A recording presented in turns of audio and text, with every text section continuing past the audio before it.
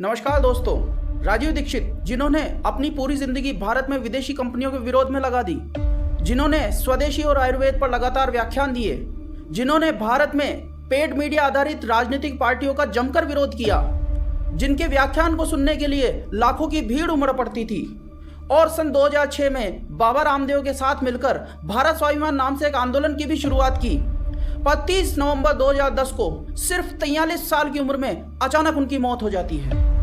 बाबा रामदेव की तरफ से बयान आता है कि उनकी मौत हार्ट अटैक से हुई। उसको पहले भी माइल्ड अटैक आया, अब हार्ट अटैक आ गया, उसको दिक्कत हो गई। तो राजीव भाई दीक्षित ने 4 घंटे मुझसे बहस। पर उनके अधिकतर फॉलोअर्स का मानना था कि उनको हार्ट अटैक नहीं आया था, बल्कि जहर देकर उनकी हत्या की गई थी। आज भी उनकी डेथ एक मिस्ट्री बनी हुई है।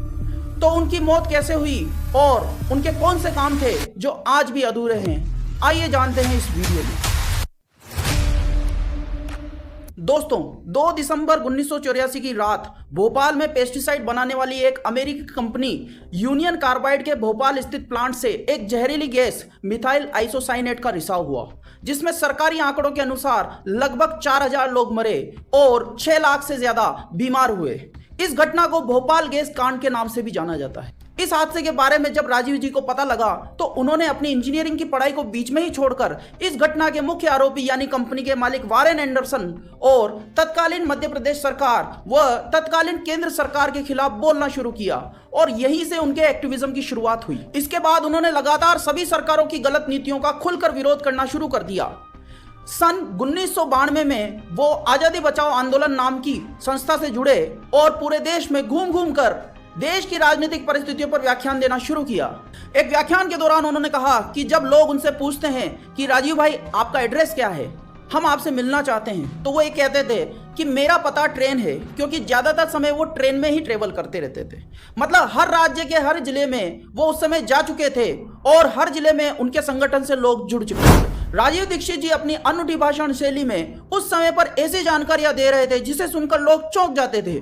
जैसे कि उन्होंने सबसे पहले गेट एग्रीमेंट यानी general agreement of tariff and trade और मॉरिशस ट्रीटी जैसी खतरनाक एग्रीमेंट्स जो भारत सरकार ने किए हुए थे, उनके बारे में भी खुलकर बोलना और विरोध करना शुरू किया। वो सब शर्तें लागू हो जाएंगी जो कुछ गेट करार में है, WTO में है, और उन शर्तों के आधार पर देश का शासन चलेगा। यदि आपको इन खतरनाक एग्रीमेंट्स के बारे में विस्तार से जानना है तो कमेंट करें। हम इन एग्रीमेंट्स पर भी एक डिटेल्ड वीडियो बनाएंगे और बताएंगे कि ये खतरनाक क्यों है। राजीव दीक्षित जी ने ज्यादा से ज्यादा लोगों को जोड़ने हेतु पॉलिटिकल इंफॉर्मेशन के साथ साथ स्वास्थ्य पर भी इंफॉर्मेशन देना शुरू किया, क्योंकि उनको पता था ये एक ऐसा मुद्दा है जो सबसे जुड़ा हुआ है। इसलिए उन्होंने इस बेसिस पर भी ऑडियंस को अट्रैक्ट करना शुरू किया। इससे उनकी पॉपुलैरिटी में भारी इजाफा होने लगा और सन 1998 तक आलम यह था कि उनके भाषणों की कैसेट्स भारी तादाद में लोगों के बीच में सर्कुलेट होने लगी थी। इसी दौरान एक समय ऐसा भी आया जब उन्हीं के आजादी बचाओ आंदोलन के कुछ लोगों ने उन पर संस्था को डोनेशन में प्राप्त 3 से 4 करोड़ रुपए हड़पने का आरोप भी लगाया।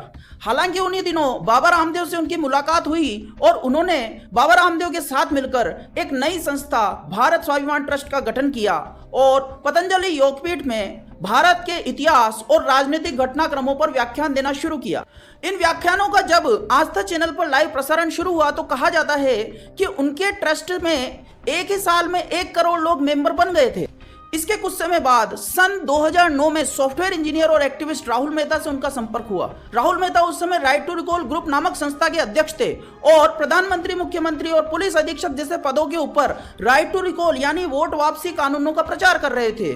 तो राजीव दीक्षित जी की राहुल मेहता से फोन पर बात हुई और राजीव जी ने भी इन पदों पर राइट टू रिकॉल के कानून लागू करने हेतु सहमति जताई। राइट टू रिकॉल होना चाहिए और घोषणा की कि वो जल्द ही इस मुद्दे पर पार्टी बनाकर लोकसभा चुनाव लड़ेंगे। और इसके बाद वे भारत स्वाभिमान आंदोलन के प्रचार हेतु देशव्यापी यात्रा पर निकल गए। पर 30 नवंबर 2010 को छत्तीसगढ़ के भिलाई जिले में उनकी मौत की खबर से उनके सभी फॉलोअर्स स्तब्ध रह गए और अगले दिन पतंजलि योगपीठ हरिद्वार में उनका अंतिम संस्कार कर दिया गया। बाबा रामदेव की तरफ से बयान आया कि उनको हार्ट अटैक हुआ, पर उनके फॉलोअर्स का कहना था कि उनकी डेड बॉडी नीली पड़ गई थी, इसलिए संभावनाएं थी कि उनको जहर दिया गया था। तो अगर पोस्टमार्टम हो जाता तो वास्तविकता का पता लग जाता। अब दोस्तों, सवाल ये उठता है कि क्या बाबा रामदेव सही कह रहे थे कि उनको हार्ट अटैक आया था? पर राजीव जी के जो फॉलोअर्स थे उनका कहना था कि वो एक संयमित जीवन जीने वाले आदमी थे, उनको हार्ट अटैक कैसे आ सकता है। 18 साल से बीमार नहीं पड़ा, आज तक किसी डॉक्टर के पास नहीं गया, आधी गोली भी नहीं खाई, एक इंजेक्शन भी नहीं लगाया। अब ऐसे में सच तो तभी सामने आ सकता है जब उनके उस समय के करीबी भिलाई हॉस्पिटल के स्टाफ और बाबा रामदेव का अदालत में जज के बजाय आम नागरिकों की जूरी के द्वारा सार्वजनिक रूप से नार्को टेस्ट लिया जाए। इस हेतु भारत की अदालतों में जज सिस्टम के बजाय जूरी सिस्टम होना जरूरी है, जिसे लागू करवाने के लिए हमें प्रधानमंत्री को लिखित आदेश भेजना चाहिए कि वो जूरी कोर्ट कानून लागू करे। यदि आपको जूरी सिस्टम के बारे में अधिक जानना है तो आप कमेंट करें, हम इस पर भी एक डिटेल्ड वीडियो बनाएंगे। तो अंत में बात करते हैं राजीव दीक्षित जी के उन कामों के बारे में जो अधूरे रह गए हैं। हम देखते हैं कि आज बहुत से लोग राजीव भाई के नाम पर चैनल बनाकर बैठे हैं, उनके आयुर्वेदिक और होम्योपैथी नुस्खों के वीडियोस बनाते हैं, पर उनके व्यवस्था परिवर्तन के मुद्दे पर बात नहीं करते। दरअसल राजीव जी का तो एक ही प्राइम गोल था, उनको भारत में समूची व्यवस्था में परिवर्तन करना था, और जो कि सिर्फ और सिर्फ कानूनों में बदलाव से ही संभव है।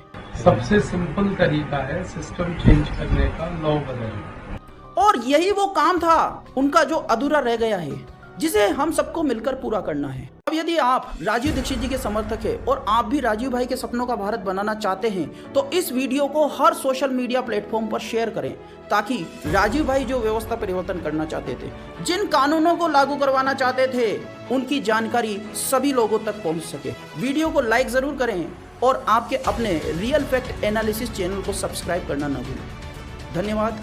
जय हिंद।